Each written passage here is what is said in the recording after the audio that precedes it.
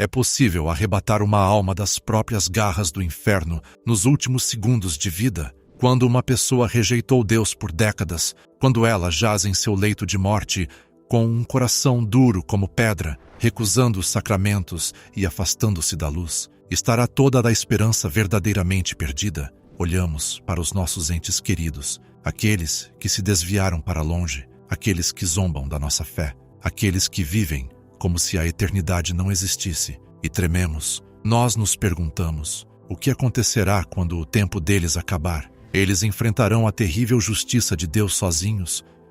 De acordo com uma visão impressionante e uma promessa específica dada a Santa Faustina Kowalska, a resposta para esse medo é um retumbante não. Existe uma arma secreta, uma corda de salvamento lançada do céu que pode transpor o abismo infinito entre um pecador moribundo e o trono de Deus. É uma promessa tão imensa, tão generosa, que quase parece boa demais para ser verdade. Jesus revelou que existe uma oração, um arranjo específico de palavras oferecido por você em favor deles, que o compele a mudar a sua própria natureza naquele momento final. Ele prometeu que se esta oração for recitada à cabeceira de uma pessoa moribunda, ele não estará mais lá como o justo juiz, mas se transformará no Salvador misericordioso. Antes de abrirmos o diário para revelar este mistério salvador de vidas, vamos criar um santuário de esperança bem aqui, agora mesmo. Todos nós carregamos o fardo da preocupação por alguém que amamos, talvez um pai, um filho ou um amigo que está se aproximando do fim ou que já partiu. Convido você a baixar suas defesas e entregar essa preocupação. Nos comentários abaixo, simplesmente escreva as palavras: Jesus, eu confio em vós. E se você carrega o nome de um ente querido em seu coração, deixe o primeiro nome dele lá também. Vamos colocá-los juntos sob os raios da divina misericórdia, criando uma legião de oração que se estende por todo o mundo digital. Faça isso agora, como um ato de fé, e vamos começar.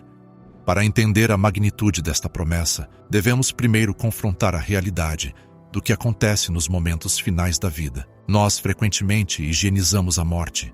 Nós a vemos como um evento médico, uma parada cardíaca, um cessar da respiração.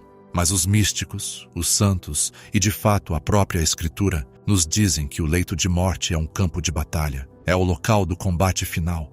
Santa Faustina, uma humilde freira polonesa na década de 1930, recebeu uma graça que poucos humanos já possuíram. O véu entre o nosso mundo e o reino espiritual era frequentemente levantado para ela. Ela não apenas rezava pelos moribundos, ela via o que estava acontecendo com as almas deles. Ela viu que naqueles momentos finais, quando o corpo está fraco e a voz está silenciosa, a alma está frequentemente totalmente desperta e engajada em uma luta aterrorizante. Ela viu as legiões das trevas, os demônios que esperaram uma vida inteira por este momento, reunindo-se como abutres, tentando levar a alma ao desespero. Eles sussurram mentiras. Você é pecador demais. Deus não pode perdoar isso. Você é nosso. Para a família ao lado da cama, chorando e de mãos dadas, tudo parece quieto. Mas no reino espiritual, uma tempestade está ocorrendo. É por isso que nos sentimos tão impotentes. Podemos oferecer água para a sede deles, podemos ajustar seus travesseiros, mas como podemos ajudá-los a lutar uma batalha que não podemos ver? Como podemos salvá-los se eles perderam a vontade de salvar a si mesmos? É dentro dessa impotência desesperadora que Jesus interveio com uma revelação que muda tudo. Ele deu a Faustina o terço da Divina Misericórdia, não apenas como uma devoção para a paz pessoal, mas como uma arma de resgate. A história de como esta oração foi dada é, por si só, um testamento do seu poder de parar o julgamento. Não foi dada em um momento de calma, mas em um momento de destruição iminente. Em 1935, Faustina teve uma visão de um anjo, o executor da ira divina. Ele estava vestido com um manto deslumbrante, seu rosto glorioso, de pé sobre uma nuvem. Em suas mãos, ele segurava trovões e relâmpagos, pronto para atingir a terra por seus pecados. Faustina, vendo isso, começou a implorar ao anjo que se contivesse. Ela suplicou por tempo, prometendo que o mundo faria penitência, mas percebeu com horror que suas próprias palavras eram impotentes. Suas orações eram como poeira contra a justiça de Deus. O anjo não poderia ser parado por súplicas comuns. Mas então, naquele momento de derrota, ela sentiu a graça de Jesus tomar sua alma. Ela se viu suplicando a Deus Pai, usando palavras que ouviu interiormente, palavras que ela nunca havia composto sozinha. Eterno Pai, eu vos ofereço o corpo e sangue, alma e divindade de vosso diletíssimo Filho, nosso Senhor Jesus Cristo, em expiação dos nossos pecados e do mundo inteiro. Enquanto ela continuava a recitar esta oração, o impossível aconteceu. O anjo que havia sido comandado a executar a justiça tornou-se impotente. Ele não pôde realizar a punição. O poder da oferta, a oferta do Filho ao Pai, paralisou a ira da justiça. A tempestade passou, a misericórdia triunfou. Se esta oração pôde parar a ira de um anjo sobre uma cidade, o que poderia fazer por uma única alma moribunda? Jesus não deixou Faustina imaginando. Mais tarde, ele apareceu a ela e deu uma instrução específica que serve como o fundamento da nossa esperança hoje. Ele disse a ela: minha filha, exorta as almas a rezarem esse terço que te dei. Pela recitação deste terço, agrada-me dar-lhes tudo o que me peçam. Mas então, ele estreitou seu foco para os moribundos. Ouça atentamente estas palavras registradas na entrada 811 do diário. Jesus disse: escreve que, quando recitarem este terço, junto aos agonizantes, eu me colocarei entre o Pai e a alma agonizante, não como justo juiz, mas como Salvador misericordioso. Deixe essas palavras penetrarem na medula dos seus ossos. Eu me colocarei entre. Jesus está descrevendo uma mudança no posicionamento cósmico. Sob as leis estritas da justiça, uma alma que entra na eternidade deve enfrentar o Pai. O Pai, que é infinita santidade, não pode estar na presença do pecado. Se uma alma chega coberta na sujeira de pecados não arrependidos, com uma vida inteira de rejeição, a justiça exige separação. É isso que chamamos de julgamento. Não é que Deus queira condenar, é que a alma não consegue suportar o fogo da sua verdade. Mas o terço introduz uma terceira parte neste tribunal. Quando você, o intercessor, recita estas palavras pela sua dolorosa paixão, você está invocando Jesus Cristo para se interpor física e espiritualmente. Ele entra na frente da alma moribunda. Ele age como um escudo. Quando o Pai olha para o pecador moribundo, ele não vê mais os pecados daquela pessoa. Ele vê as feridas do seu filho. Ele vê o corpo e sangue, alma e divindade que você está oferecendo. O julgamento é bloqueado pela cruz. O tribunal do justo juiz transformou-se na sala de operação do Salvador misericordioso. Você pode perguntar: mas isso se aplica a todos? E quanto à pessoa que foi perversa a vida inteira? E quanto ao ateu, ao zombador, aquele que grita para o padre sair do quarto? Esta é a parte mais reconfortante da revelação. Jesus entende a dureza do coração humano. Ele sabe que às vezes o pecado cega uma pessoa tão profundamente que ela não consegue encontrar a porta. Em outra entrada, Jesus diz a Faustina: quando os pecadores empedernidos o recitarem, encherei de paz as suas almas, e a hora da morte deles será feliz. Mas aqui está o detalhe crucial. Jesus sabe que alguns pecadores não o rezarão. Eles não conseguem, estão fracos demais, em coma ou obstinados demais. Ele os abandona? Não. Ele estende o privilégio do sacerdócio dos fiéis a você. Ele disse a Faustina que mesmo se a pessoa moribunda não disser a oração, a promessa ainda vale se outra pessoa a disser por ela. Considere as implicações disso. Significa que a sua fé pode suprir o que falta na deles. Significa que você pode ser a ponte. Você se torna o canal da misericórdia. Jesus está nos dizendo que ele aceita o terço recitado por uma filha aflita, à cabeceira de um pai teimoso, como se o pai estivesse recitando ele mesmo. O mérito é transferido, o escudo é levantado. Faustina testemunhou essa transferência de graça muitas vezes. Um dia, ela foi chamada à cabeceira de uma irmã que estava em terrível agonia. A freira moribunda se contorcia de dor, sua alma claramente sob ataque. Faustina começou a rezar o terço. Enquanto rezava, viu a escuridão recuar, viu a luta cessar. A irmã caiu em um sono tranquilo e passou para a eternidade com um sorriso. Mas há uma visão ainda mais dramática, uma que aborda o medo da distância. Vivemos num mundo moderno, onde nem sempre podemos estar à cabeceira. Entes queridos morrem em hospitais pelo país ou em acidentes onde não podemos alcançá-los. A promessa é limitada pela proximidade física. Faustina registra em seu diário que em várias ocasiões ela estava em sua cela, a quilômetros de distância de uma pessoa moribunda, e de repente sentia um chamado distinto e urgente em seu espírito. Jesus lhe dizia: "Minha filha, ajuda-me a salvar uma alma."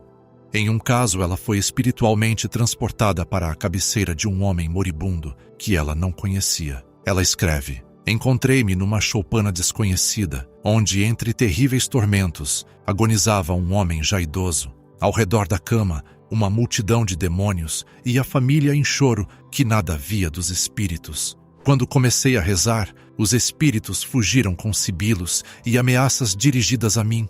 A alma acalmou-se e, cheia de confiança, descansou no Senhor."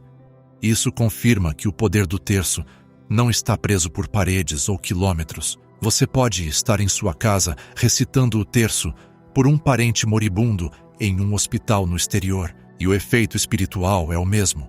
O escudo da misericórdia é erguido instantaneamente. O justo juiz torna-se o Salvador misericordioso, independentemente da geografia, porque a oração opera no reino de Deus, onde não há distância. No entanto, devemos entender por que isso funciona. Não é mágica, não é um encantamento que força a mão de Deus contra a sua vontade. Funciona porque é a última esperança de salvação que o próprio Deus quer dar. Ele está procurando uma desculpa para mostrar misericórdia. Ele está esperando alguém lhe dar permissão para agir. Quando uma alma rejeitou Deus, Deus respeita o livre-arbítrio dela. Ele não se forçará sobre ela. Mas quando você reza o terço, você está se colocando na brecha. Você está dizendo: "Senhor, esta alma pertence a nós. Eu a reivindico pelo sangue de Jesus. Eu vos ofereço o preço da redenção que ela esqueceu." E o Pai, vendo o amor do intercessor e as feridas do Filho, concede a graça do arrependimento final. Santa Faustina explica que às vezes essa graça final acontece no último segundo, de uma forma que é invisível aos olhos humanos. Ela escreve sobre almas que parecem morrer sem os sacramentos, aparentemente inconscientes, mas ela nos assegura que naquele milissegundo final, entre o último suspiro e a eternidade, é dado à alma um flash de luz, um momento de absoluta clareza, onde veem a verdade. Nesse microsegundo, elas têm a escolha de dizer sim a Deus. O terço obtém este flash final de luz. Há uma entrada profunda, diário 1698, onde Faustina se engaja em uma conversa com Jesus sobre este mesmo tópico. Ela pergunta sobre as almas que parecem morrer em obstinação. Jesus responde a ela: "A minha misericórdia é maior que as tuas misérias, e as do mundo inteiro. Quem pode medir a extensão da minha bondade? Por ti, desci do céu à terra. Por ti permiti que me pregassem na cruz. Por ti permiti que fosse aberto pela lança o meu sacratíssimo coração e abri para ti uma fonte de misericórdia. Vem e aure graças desta fonte com o recipiente da confiança." Ele continua explicando que a única coisa que pode condenar uma alma é a recusa em aceitar a misericórdia, mas as orações de outros podem amolecer o coração para aceitá-la. Existe, no entanto, um aviso contido nestas visões. O inimigo conhece o poder desta oração. Satanás odeia o terço da divina misericórdia com um ódio ardente e específico, porque ele arrebata suas vitórias no último segundo. Ele achava que tinha a alma garantida, tinha passado anos tentando-a, endurecendo-a, levando-a ao pecado, e então, na hora final, um humilde guerreiro de oração recita o terço e a presa é libertada. Por causa disso, você pode descobrir que quando tenta rezar isso por uma pessoa moribunda, você enfrenta obstáculos. Você pode sentir uma fadiga súbita e avassaladora. Você pode ser preenchido por dúvidas: isso não está funcionando, ou eles estão longe demais. Você pode enfrentar distrações, interrupções, ou uma sensação de aridez espiritual. Faustina experimentou isso.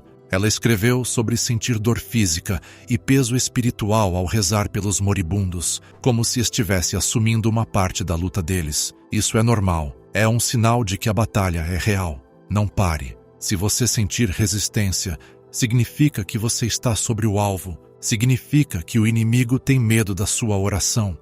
Jesus nos diz: defendo como minha própria glória cada alma que recitar este terço, na hora da morte, ou quando outros o recitarem junto a um agonizante, eles obterão a mesma indulgência. Defendo como minha própria glória. Imagine um rei defendendo sua própria coroa, sua própria honra. É assim que, ferozmente, Jesus defende a alma por quem o terço é rezado. Ele leva para o lado pessoal. A salvação daquela alma torna-se uma questão da sua glória. Ele não deixará o inimigo tocar no que pertence à sua glória. Vamos aprofundar na imagética específica dos raios. Você provavelmente já viu a imagem da Divina Misericórdia, Jesus com 2 raios fluindo de seu coração, um vermelho e um pálido. Estes raios não são apenas decoração artística, eles representam o mecanismo da nossa salvação na hora da morte. O raio pálido significa a água que justifica as almas, representa o batismo e a confissão, a purificação. O raio vermelho significa o sangue que é a vida das almas, representa a Eucaristia. Quando rezamos o terço, estamos essencialmente banhando a alma moribunda nestes raios. Mesmo se não puderem receber fisicamente os sacramentos, a realidade espiritual do sangue e da água é aplicada a eles através da oração. O justo juiz olha através destes raios. Quando ele olha através da luz vermelha e pálida, o julgamento é filtrado e apenas a misericórdia permanece. Há um relato belo, porém angustiante, na entrada 1565 do diário, onde Faustina está lutando por uma alma em desespero. Ela escreve: comecei a rezar o terço. De repente, ouvi a voz da pessoa que estava morrendo, embora estivesse longe. Ela dizia: estou condenado, estou condenado. Comecei a rezar com fervor ainda maior. De repente, vi Jesus. Os raios do seu coração envolveram o enfermo, e os poderes das trevas fugiram em pânico. O enfermo exalou seu último suspiro pacificamente. Este homem acreditava que estava condenado. Ele havia desistido. Ele havia pronunciado julgamento sobre si mesmo, mas a oração de Faustina anulou o próprio desespero dele. Os raios da misericórdia foram mais fortes que sua autocondenação. Isso nos diz que mesmo se nossos entes queridos se sentem indignos, mesmo se estão em um estado de autoaversão, nossa confiança pode carregá-los. Então, como aplicamos isso em nossas vidas? Qual é a instrução prática para nós, os devotos da misericórdia? Primeiro, devemos memorizar esta oração. É curta, leva menos de 10 minutos, mas devemos tê-la escrita em nossos corações para que, num momento de crise, não precisemos procurar por um livro. Podemos simplesmente começar: Eterno Pai.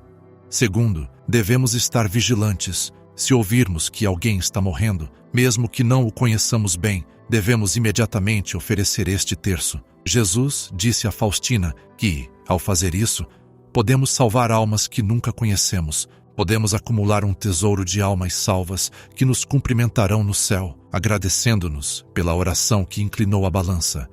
Terceiro, devemos ensinar isso aos outros. Quantos morrem sem esta oração porque suas famílias não sabem?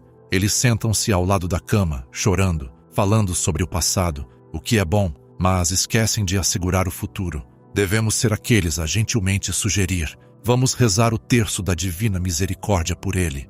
E, finalmente, devemos confiar na promessa em relação ao justo juiz. Esta é a âncora teológica. Nós frequentemente temos uma visão distorcida de Deus como um tirano esperando para nos pegar em um erro, mas Jesus está nos mostrando que Ele quer ser o Salvador. Ele está procurando a brecha. Ele providenciou a brecha. Ele está nos dizendo: eu tenho que ser o juiz, porque sou a verdade, mas estou implorando a você, dê-me a chance de ser o Salvador em vez disso. O terço é essa chance. Há momentos em nossas vidas em que sentimos que nossos pecados são grandes demais. Olhamos para o nosso passado e vemos destroços de erros. Projetamos esse medo em nossos entes queridos moribundos. Pensamos: ele era alcoólatra, ela era amarga, ele nunca foi à igreja. Contabilizamos os registros de suas vidas e vemos falência. Mas Jesus diz: quanto maior o pecador, maior o direito que tem a minha misericórdia. Ele diz que o oceano da sua misericórdia é infinito. Se você pegar um dedal de água suja, nossos pecados, e jogá-lo no meio do Oceano Pacífico, sua misericórdia, o oceano fica sujo? Não. A água suja desaparece, é consumida, ela se vai. O terço é o ato de jogar esse dedal no oceano.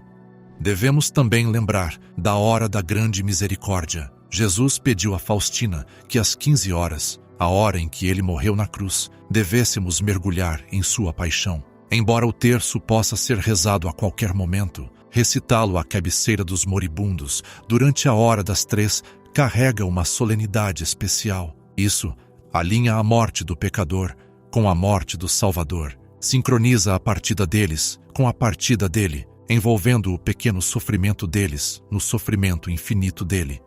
Voltemos à visão do tribunal. Imagine a cena novamente. A alma está lá. O acusador, Satanás, está lendo a lista de acusações. São acusações verdadeiras. A alma não tem defesa. O Pai, o justo juiz, senta-se no trono. O martelo está prestes a cair. Mas então, uma voz é ouvida. É a sua voz. É a voz de uma mãe, de um irmão, de um amigo, sussurrando da terra. Pela sua dolorosa paixão, tende misericórdia de nós e do mundo inteiro. E de repente o juiz se levanta, mas ele muda. Suas vestes de autoridade judicial transformam-se nas vestes do Cristo ressuscitado. As feridas em suas mãos e pés começam a brilhar. Ele desce do trono e fica na frente da alma acusada. Ele olha para o acusador e diz: "Este está coberto pelo sangue. A dívida está paga. O acusador deve fugir." A alma, tremendo, olha para cima e vê não um juiz, mas um Salvador de braços abertos. Esta é a promessa. Esta é a realidade. Isto é o que você tem o poder de desencadear. Ao concluirmos esta reflexão, quero falar diretamente ao seu coração. Não deixe esse conhecimento permanecer apenas como informação. Deixe que se torne uma ferramenta. Você é um resgatador. Você foi designado pelo Rei dos Reis.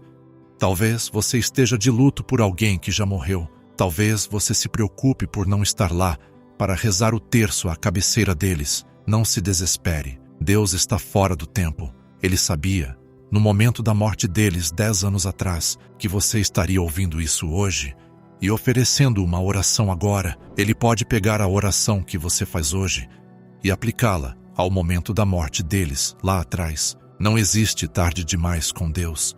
Então reze agora. Reze por aqueles que partiram. Reze por aqueles que estão partindo e reze por você mesmo, para que, quando sua hora chegar, haja alguém ao seu lado sussurrando aquelas doces palavras salvadoras: Deus Santo, Deus Forte, Deus Imortal, tende piedade de nós. Caminhemos nesta confiança. O justo juiz nos deu a chave do seu próprio coração para que ele possa ser sempre para nós e para nossos entes queridos o Salvador misericordioso. Se esta mensagem tocou seu espírito, se você sente o peso do medo se dissipando, peço mais uma vez para solidificar sua confiança. Declare-a ao mundo e aos céus. Escreva nos comentários: Jesus, eu confio em vós. Deixe essa ser sua assinatura neste contrato de misericórdia e compartilhe esta verdade. Existe alguém que você conhece que está apavorado com a morte, alguém que está de luto, alguém que precisa saber que a história não tem que terminar em julgamento. Seja o mensageiro desta esperança. Que os raios da divina misericórdia envolvam você, protejam você e guiem você e seus entes queridos para casa, até nos encontrarmos novamente no coração do Salvador.